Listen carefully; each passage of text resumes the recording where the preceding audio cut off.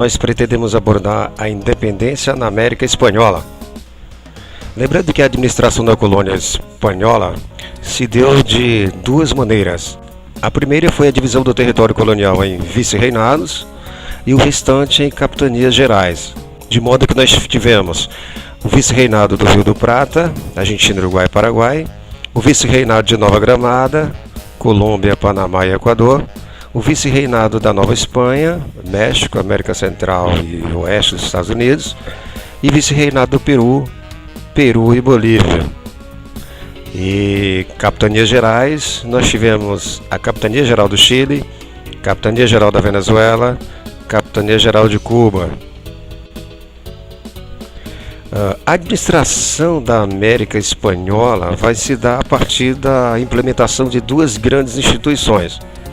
A primeira será a Casa de Contratação, criada em 1503, com sede em Sevilha, e em 1524 o Conselho das Índias, localizado na Espanha, e que tinha como função nomear vice-reis, governadores, autoridades militares, autoridades judiciais.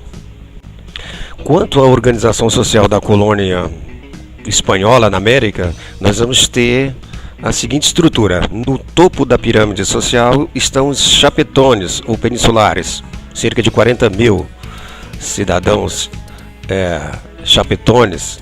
Estes são privilegiados porque são os únicos que têm acesso a alguns cargos da administração pública, religiosa e militar. Abaixo deles vem os crioulos, cerca de 3 milhões, são os espanhóis nascidos na América, compõem a aristocracia de terras, de minas e escravos. Abaixo dos crioulos, os mestiços, que são os espanhóis descendentes de espanhóis com indígenas, com negros, são trabalhadores livres. Abaixo deles vamos ter os indígenas, que são a classe forçada a trabalhos pesados, não remunerados, obrigatórios. E mais embaixo, na base da pirâmide social, os africanos, sem direitos, majoritariamente no início vivendo nas ilhas do Caribe. Então nós vamos ter 1% de chapetones, 13,5% de crioulos, mais ou menos 27,5% de mestiços e 58% dessa pirâmide social composta por índios e negros. Nós vamos ter também algumas rebeliões na América Espanhola, como forma de resistência a essa colonização violenta, opressora. A primeira delas se dará no Peru, em 1742, com o líder indígena Juan Santos Atahualpa. Ela lutou à frente de índios e mestiços por 14 anos. Tinha como objetivo restaurar o Império Inca. Nós vamos ter também uma outra rebelião ainda no Peru, em 1781, liderada pelo líder indígena José Gabriel Condorcanqui, que adotou o nome de Tupac Amaru II, em 1781. Mobilizou cerca de 60 mil homens. Também foi preso e condenado.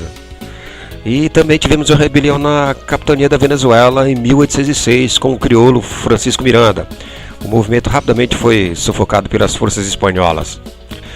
Um episódio também interessante, que ocorre em 1807, é a destituição do rei Fernando VII da Espanha pelo imperador francês Napoleão Bonaparte, que o coloca em seu lugar o seu irmão José Bonaparte.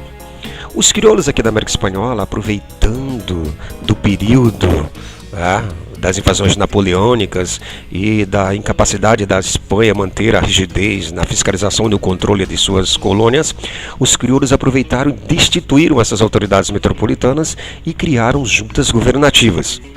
Iniciam-se guerras sangrentas que vão se intensificar com o retorno de Fernando VII em 1814.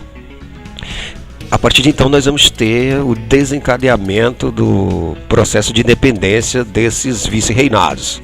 Na Nova Granada nós vamos ter um primeiro levante revolucionário pró-independência em 1810, liderada pelo padre Miguel Hidalgo, no México, que vai ser rapidamente sufocada. 2 anos depois, em 1812, nós vamos ter o padre José Maria Morelos, que chega a libertar e proclamar a independência do México em 1813, mas também será preso e morto em 1815.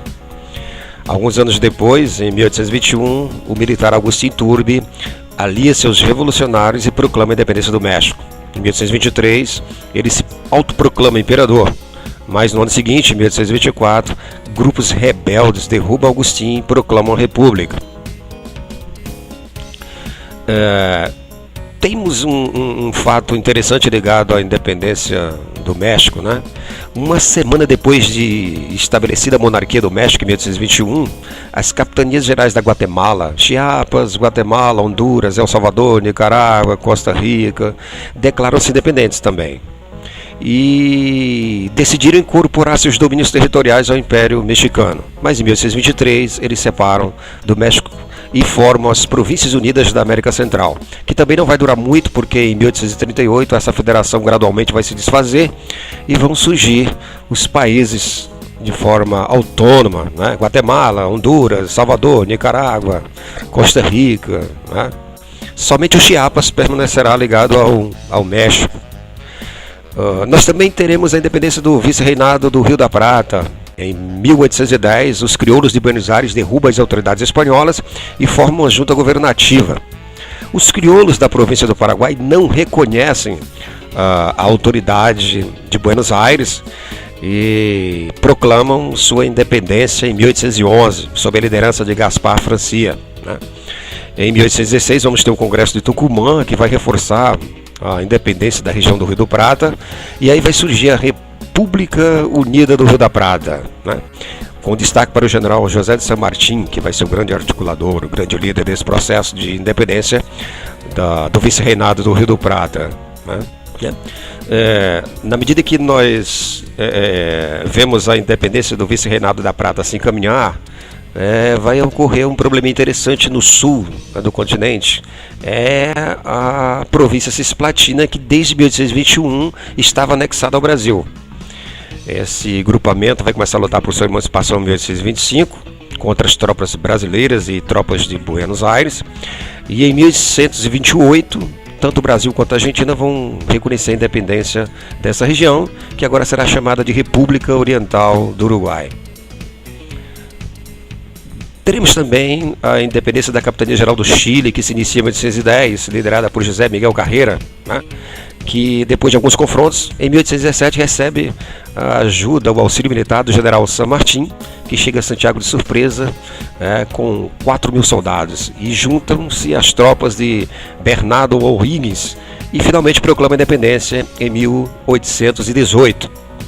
Na sequência da independência do vice-reinado do Chile, da capitania do Chile, nós vamos ter Martín marchando para o vice-reinado do Peru em 1821, com a ajuda do mercenário britânico Lord Cochrane, e assim proclamam a independência do Peru.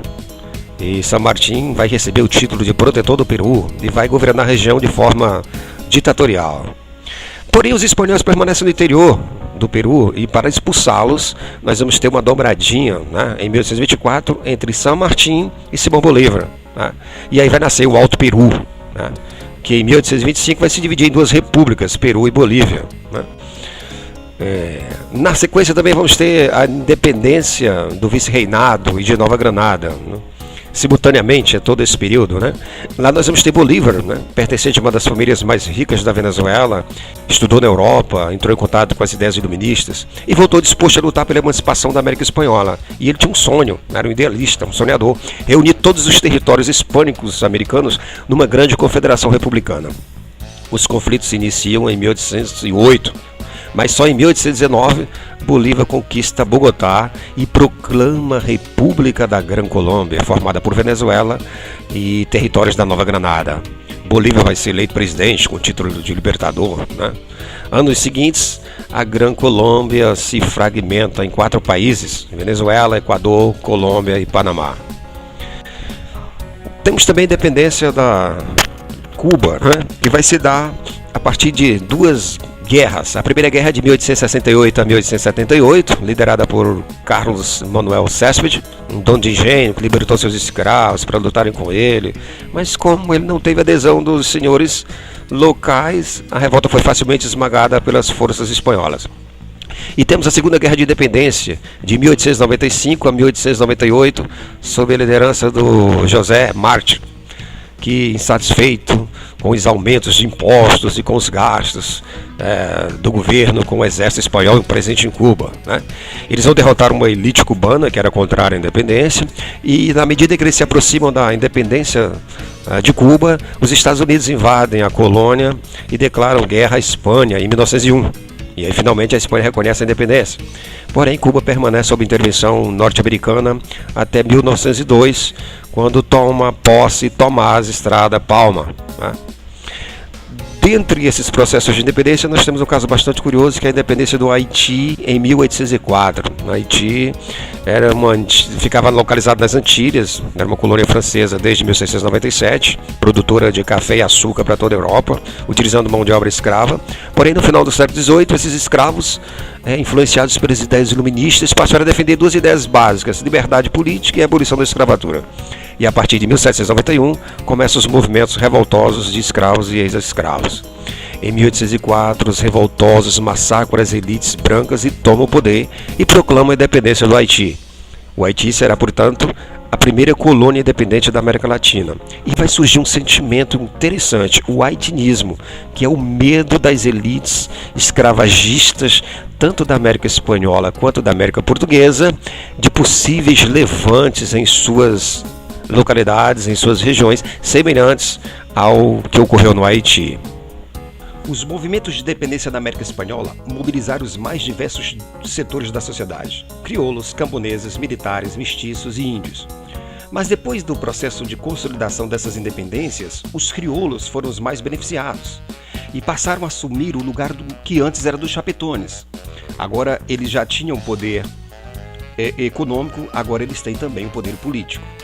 Surge assim um novo tipo de político, que é um líder político local, um chefe militar, alguém pertencente aos crioulos, que governa agora de forma paternalista, autoritária, com a utilização de exércitos particulares. Esse novo tipo de político é o caudilho.